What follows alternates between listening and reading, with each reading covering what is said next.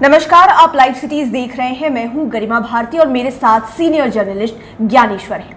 आज हम चर्चा करने जा रहे हैं पप्पू यादव की पत्नी और पूर्व सांसद रही रंजीत रंजन के बारे में, जिन्हें राज्यसभा के लिए सोनिया गांधी ने चुना है, उनका नाम आगे किया है। कल 29 मई को लिस्ट जारी हुई। सोनिया गांधी ने कांग्रेस के लिए 10 नाम आगे किए। उनमें से एक नाम जो बिहार के लिए बहुत इंपॉर्टेंट है, रंजीत रंजन।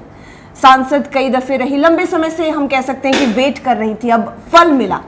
लेकिन इस फल को हम क्या माने? क्या कांग्रेस में उनकी तपस्या या फिर पप्पू यादव जो इतना सेवा करते हैं, इतनी बातें करते हैं, उनकी पत्नी होने का फल है ये? देखिए गरिमा, आपने चर्चा की रंजीत रंजन की, पप्पू यादव की पत्नी की जी। तो देखिए, हम पप्पू यादव की पत्नी की चर्चा करें इसके पहले यह बता दें कि छत्तीसगढ़ से वो राज्यसभा में पहुंच रही हैं जी। और कांग्रेस ने इस बार बिहार की बहू और बिहार के दामाद दोनों को राज्यसभा में पहुंचाने का काम किया है। जी। बहू मतलब रंजीत रंजन और दामाद मतलब राजीव शुक्ला, और दोनों ही छत्तीसगढ़ से पहुंच रहे हैं। जी। दूसरी बात समझिए, बिहार हमेशा इस बात के लिए जाना जाता था कि दूसरे प्रदेश से लोग आते हैं और बिहार में राज्यसभा से चले जाते हैं, लेकिन इस बार लंबे अंतराल के बाद मौका मिला है कि बिहार का कोई नेता या नेत्री दूसरे प्रदेश से राज्यसभा में पहुंच रहा है या पहुंच रही है। जी। चलिए अब हम बात करते हैं रंजीत रंजन की, और आपने कह दिया क्या पप्पू यादव की पत्नी होने का फायदा मिला? जी। देखिए, पप्पू यादव की पत्नी तो रंजीत रंजन है ही, इसमें कहां कोई शक नहीं है, लेकिन एक महिला है, खूबसूरत महिला है।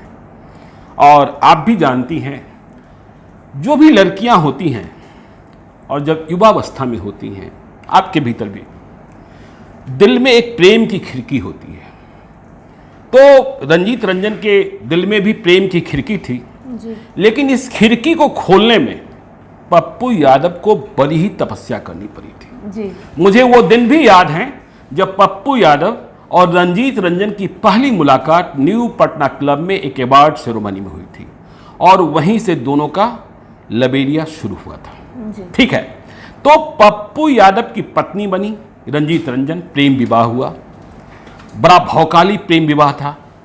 पप्पू यादव ने धर्म परिवर्तन तक किया था, सिख बने थे। जी। और आजकल तो अंतरधार्मिक अंतरजातीय शादियों का प्रचलन बढ़ा है, और यह अच्छी बात भी है। आपने देखा पिछले दिनों तेजस्वी यादव ने भी।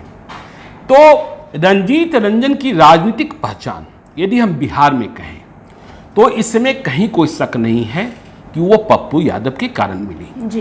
पप्पू यादव की पहचान के कारण ही वो सहरसा से और बाद में सुपौल से सांसद बनी। देखिए, 2014 में रंजीत रंजन सुपौल से सांसद बनी थी, कांग्रेस की उम्मीदवार के तौर पर। जी। चुनाव जीत गई थी मोदी लहर में भी, और पप्पू यादव भी जीत गए थे मधेपुरा से। तो 2014 के जो चुनावी नतीजे आए, आपको मालूम है पूरे देश में मोदी की लहर चल रही थी, कांग्रेस की सरकार चली गई और नरेंद्र मोदी प्रधानमंत्री बने। तो कांग्रेस के जो सांसद जीते थे उनमें बहुत ही कम संख्या में, गिनती भर महिला सांसद थी। जी।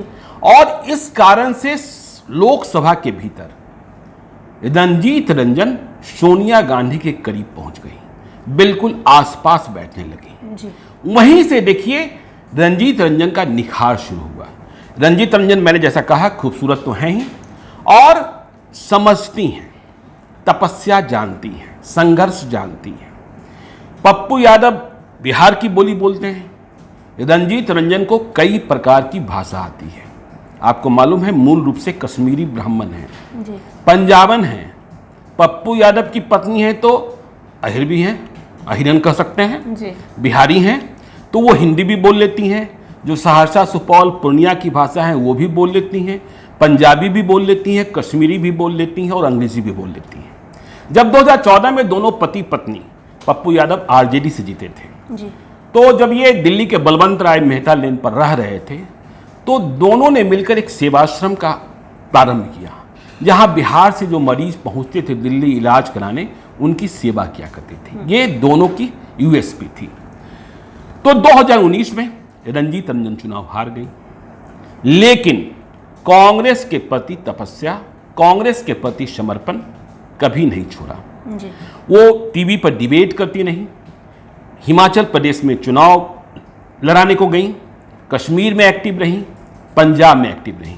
इसलिए यह कहना कि राज्यसभा जो गई हैं या जा रही हैं रंजीत रंजन, वो पप्पू यादव के कारण, ये देखिए रंजीत रंजन का अपना समर्पण है कांग्रेस के प्रति, सोनिया गांधी के प्रति और राहुल गांधी के प्रति कि वो राज्यसभा के लिए चुनी गई हैं। मुझे तो ऐसा लगता है कि कल रात को जब इस बात का अनाउंसमेंट हुआ, लिस्ट जारी हुई कांग्रेस की कि रंजीत रंजन को राज्यसभा भेजा जा रहा है, तब तक पप्पू यादव को पता ही नहीं था कि कांग्रेस लीडरशिप, कांग्रेस हाईकमान रंजीत रंजन के नाम पर भी विचार कर रहा है जी। क्योंकि आपने देखा था दिन में पप्पू यादव ने राज्यसभा को लेकर कई सारे गंभीर सवाल उठाए थे। हालांकि वे कह सकते हैं कि उन्होंने बिहार के संदर्भ में कहा था। तो रंजीत रंजन की एक अपनी पहचान, और रंजीत रंजन को छत्तीसगढ़ से भेजा जाना। अब देखिए, आप यह भी सवाल करेंगे, मुझे पता है कि रंजीत रंजन पप्पू यादव हैं तो एक ही सिक्के के दो पहलू। बिल्कुल। तो फिर इनके भेजे जाने पर बिहार में महागठबंधन है भी, महागठबंधन नहीं भी है, क्योंकि कांग्रेस से अभी आरजेडी का झगड़ा चल रहा है, रुसवाई चल रही है। तो लालू यादव की क्या प्रतिक्रिया होगी, तेजस्वी यादव की क्या प्रतिक्रिया होगी? यह सही है कि पप्पू यादव को लालू यादव और तेजस्वी यादव देखना नहीं चाहते हैं। तो पप्पू यादव की पत्नी था जी। लेकिन सब कुछ जानने के बाद भी सोनिया गांधी और राहुल गांधी ने रंजीत रंजन पर भरोसा किया।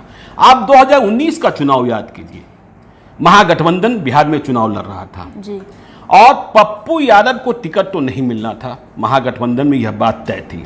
पप्पू यादव पूर्णिया से भी चुनाव लड़ना चाहते थे, मधेपुरा से भी चुनाव लड़ना चाहते थे, लेकिन बिल्कुल एडमिट था, महागठबंधन की टिकट नहीं देंगे। लेकिन रंजीत रंजन को भी टिकट लालू यादव और तेजस्वी यादव नहीं देना चाहते थे महागठबंधन से। परिस्थितियां पैच है, लेकिन परिस्थितियां इस तरीके से उत्पन्न हुई कि लगा कि बिहार में महागठबंधन टूट जाएगा, क्योंकि सोनिया गांधी और राहुल गांधी ने बिट्टो लगा दिया था कि रंजीत रंजन सुपौल से चुनाव लड़ेंगी, ये सीटिंग सीट है और इस पर कोई हकमारी नहीं होगी। तो लालू यादव, तेजस्वी यादव की प्रतिक्रिया और आपत्ति को नजरअंदाज कर सुपौल से रंजीता रंजन को टिकट दिया गया था।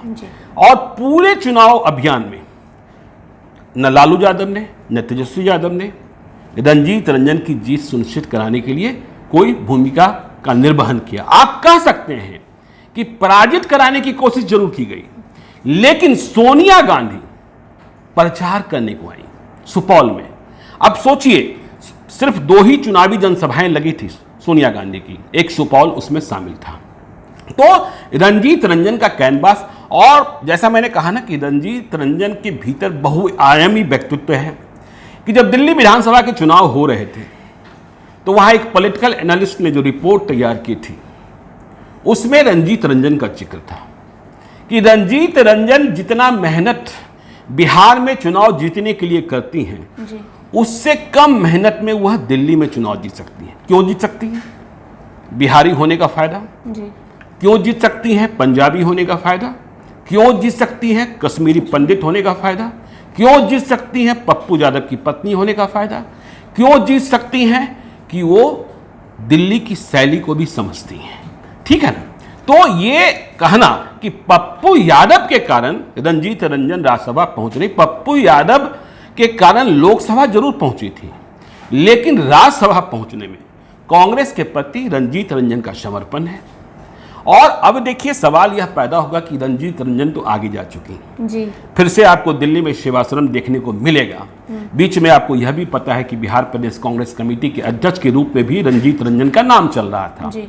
क्योंकि कांग्रेस में बहुत सारी चिंतन शिविर हो रही है। तो देखना यह है कि रंजीत रंजन छत्तीसगढ़ से पहुंच रही है, लेकिन उनकी भूमिका बिहार में क्या होती है? बिहार में भूमिका होगी, इसमें भी कोई शक नहीं है। और क्या आगे आने वाले दिनों में पप्पू यादव भी रंजीत रंजन की राह चलेंगे, कांग्रेस की राह चलेंगे? यह भी देखने वाली बात होगी। तो रंजीत रंजन राज्यसभा पहुंच जाएंगे, इसमें कोई शक ही नहीं है।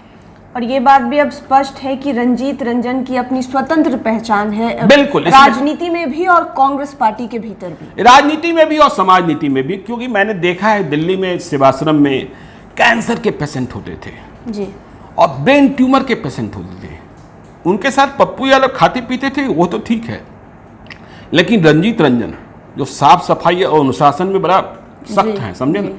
पप्पू यादव से आप कुछ भी बात कर सकते हैं, रंजीत रंजन से आप नहीं कर सकते हैं। फिर भी वह उन लोगों से उतनी ही घुली मिली होती थी। तो बिल्कुल रंजीत रंजन राज्यसभा जा रही हैं, ये कहना जैसा कि हमने जाना गलत होगा कि पप्पू यादव की पत्नी होने का फायदा मिला। उन्होंने जो काम किए हैं संगठन के लिए उसका उन्हें फल मिला है। अब वो राज्यसभा जा रही हैं। अब देखना होगा कि हालांकि छत्तीसगढ़ से वो जा रही हैं, लेकिन बिहार में उनकी भूमिका क्या रहती है, कैसी रहती है, और क्या फिर से वही सारी चीज़ें बिहार के लोगों को सौगात के तौर पर मिलेगी। जब पप्पू यादव और रंजीत रंजन सांसद हुआ करते थे, सेवा आश्रम हुआ करता था दिल्ली में, वो तमाम चीजें क्या फिर से लौटेंगी, ये देखने वाली बात होगी। आप लाइव सिटीज के साथ बने रहें। अगर अभी तक आपने हमारे चैनल को सब्सक्राइब नहीं किया है तो जरूर कर लें। ये वीडियो फेसबुक पर देख रहे हैं तो पेज को लाइक करें। आप हमें ट्विटर पर भी फॉलो कर सकते हैं। धन्यवाद।